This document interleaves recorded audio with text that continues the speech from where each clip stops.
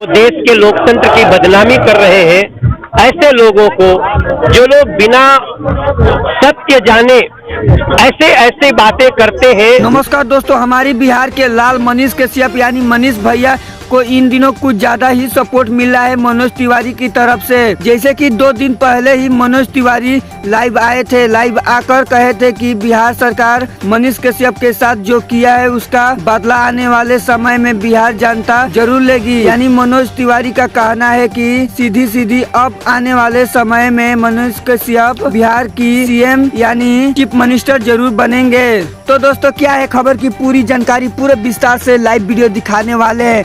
उससे पहले आप चैनल पर नए हो तो चैनल को लाइक करते हुए चैनल जरूर सब्सक्राइब करिएगा और ज्यादा से ज्यादा वीडियो शेयर करिएगा। तो दोस्तों, आपको बता दें कि इन दिनों सोशल मीडिया पर देखा जाए तो मनीष कश्यप का फैन फॉलोइंग सबसे ज्यादा है बिहार में। दोस्तों, बीजेपी के सांसद मनोज तिवारी जैसा लोग मनीष कश्यप के सपोर्ट करने लगेंगे तो मनीष कश्यप जल्द से जल्द जेल से बाहर आ जाएंगे। मनोज तिवारी का सपोर्ट करने से मनीष कश्यप बाहर नहीं आएंगे। तो दोस्तों, आप लोगों का भी इस पर सपोर्ट चाहिए मनीष कश्यप को जेल से बाहर निकालने के लिए।